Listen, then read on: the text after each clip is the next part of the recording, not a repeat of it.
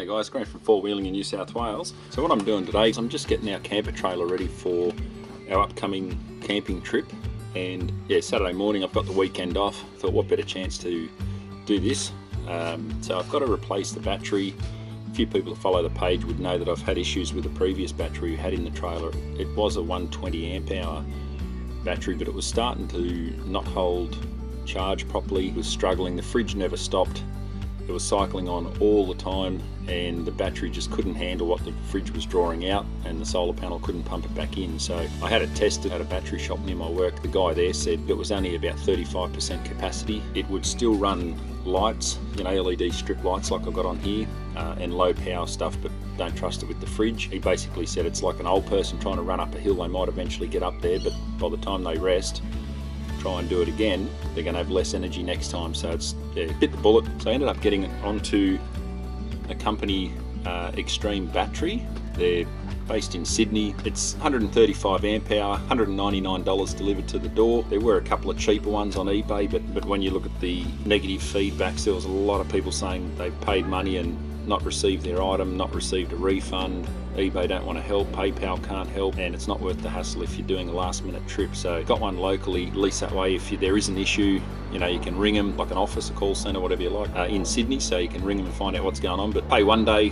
and they dispatch the next, you receive it the following. So 3-day turnaround, $199, free delivery for a 135 amp hour, which is a pretty good deal. So I'm going to put it in. I've got to tidy up a bit of wiring in there as well. A couple of the LED strip lights were a bit dodgy, so I'm going to try and tidy that wiring up a bit as well. So yeah, just thought we'll film a bit of it and show you anyway. Cheers guys.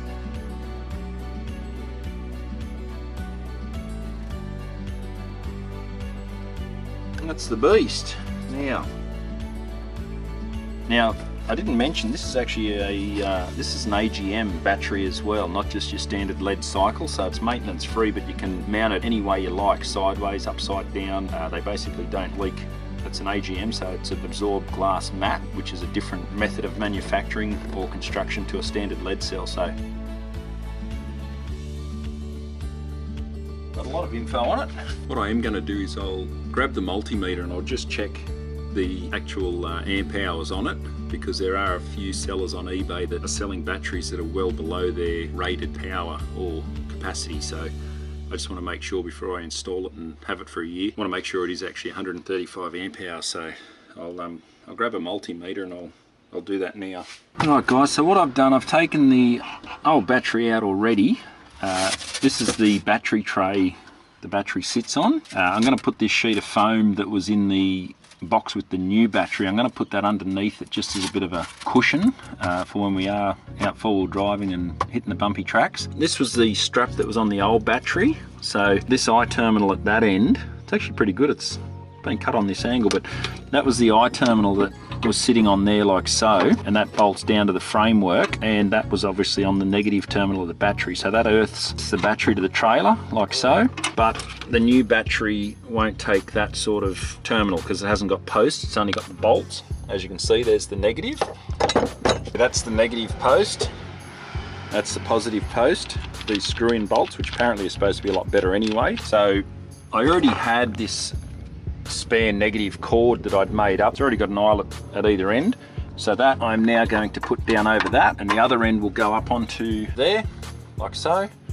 That'll earth it, and then there is another earth there that I need to connect to the battery for, I think it was the solar panel from memory. It is a little bit messy. After Christmas I might actually pull the whole lot out and start fresh and do it properly, because I hate messy wiring, and if you're trying to fault find. These cords here, when I bought this trailer, it did have these lights.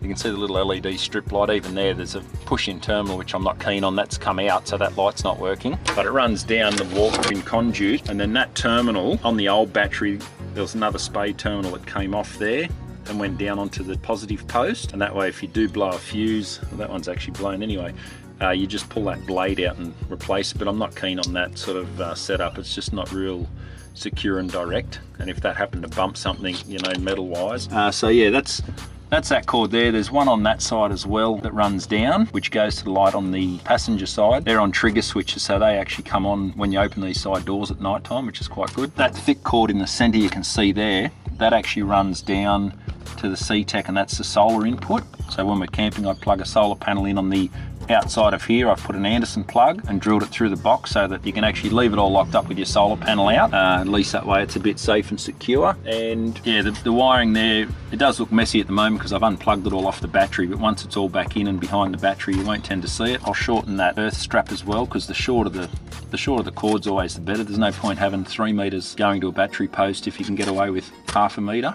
Otherwise it's just excessive cord that you have the potential for voltage loss. Up underneath here, I did have one glued on there, but the wiring got caught or hooked on something and pulled out, so I've ripped that off. There's an on-off dimmer switch over on my control panel. I'll get this battery thrown in and connect it up and just make sure the lights and everything works, and we'll go from there. Cheers guys. Got it all back in there now.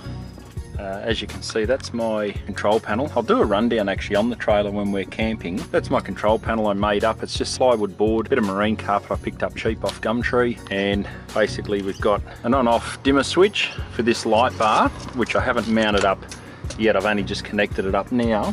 I wanted to make sure it all worked, but that'll go up behind that metal up in there, so I can light the battery up at night if I need to fault find or whatever. We've got the C-Tech charger, 100 amp circuit breaker, which obviously runs through to a fuse box, and that fuse box covers the voltmeter, which is switched there. It's a bit hard to see now because it's in the dark, but there's the new battery in, 13 volts. So we've got that switch there. This one here will be this, that's for the light bar.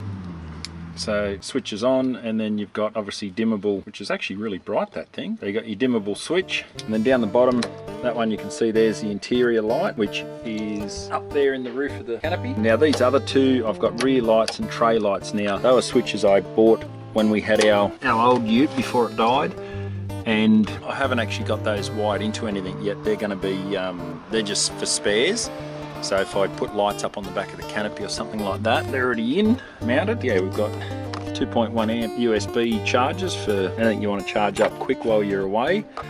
So that's that one. Then a couple of cigarette type plugs for anything else you want to run or charge. And what I will do, I've got on the awning on the Suzuki, I've got a strip light which has a USB plug. I've got a spare plug and other leads in a bag that we take camping with us, and it'll allow me to not have to leave the accessory key on the Suzuki overnight if I want to run the strip light under the awning. Normally I just run it in through the back passenger window into a cigarette lighter plug in the back of the car, but it means your accessory key's on overnight, which I'm not keen on doing in case your battery went flat. So I've got an extension cord which I've got in a bag in the trailer, and that will allow me to run the strip light on the car, but from the trailer with one of these cigarette lighter plugs. So it'll simply just come out of there, obviously down. There's enough gap in the doors when they're closed, so you can close these doors up at night, so keep the weather and whatever out, and it'll just run across the drawbar. And normally the car's parked at a bit of an angle, like a 90 degree, and it can run to the strip lighting, and that way if you get up through the night you need to see whatever, or you want to sit under there with your camp chair, so that'll do that. And then yeah, in the back here, it's a fuse panel.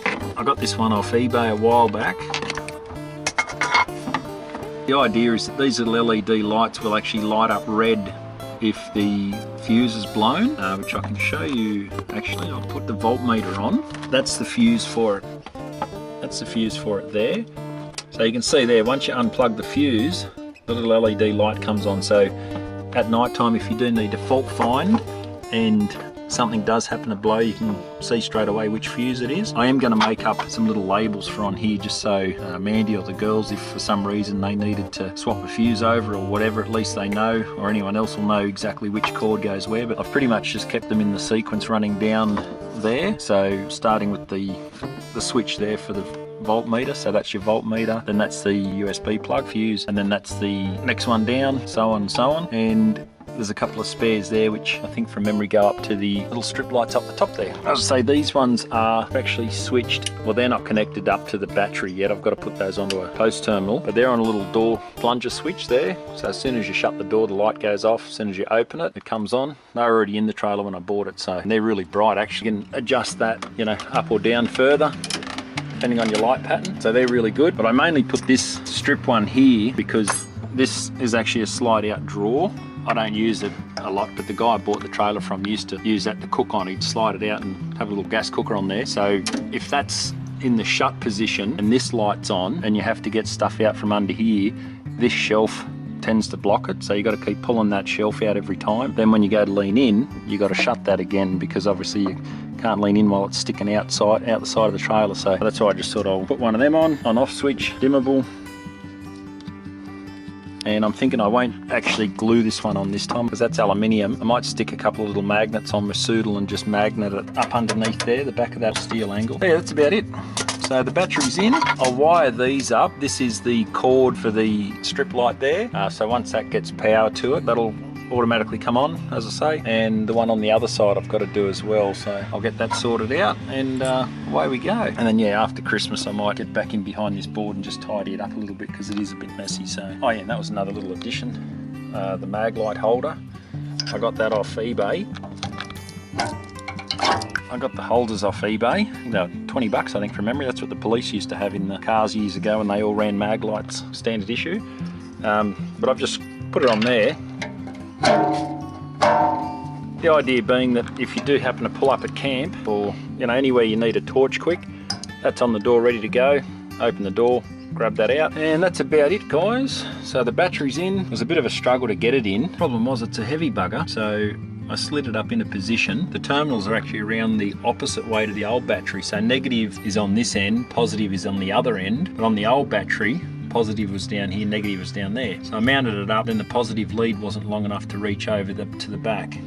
So took the battery out, and it's difficult because it's centered in the trailer. It's sort of right in the whack bang in the middle, so you got to try and come in from either side. So I managed to lean in, take it out, spin it around one-handed when it's 30 odd kilos, put it back up on here so that the positive was up this end, which meant positive was long enough, but then the negative or earth cable wasn't long enough. So back out again, spun around, back in. And this is why it shows you it's handy to keep a bit of cable and stuff. Like, don't just snip it off and throw it straight in the bin. I've got a bag there, it's just got all bits and pieces in it. So that cord there already had an eyelet on it, and all I did was cut the red insulation off, put it into the fuse there, so that's fused to the battery. The other fuse there, that one there, is running to the solar panel up through there. As I said, it does look a little bit messy behind there at the moment because these cords were all made a bit longer than they had to be originally, so I'm going to shorten those down. After Christmas, as I said, I'll redo behind the board here because it is a little bit messy. I like wiring nice and neat and tidy. And that there circuit breaker,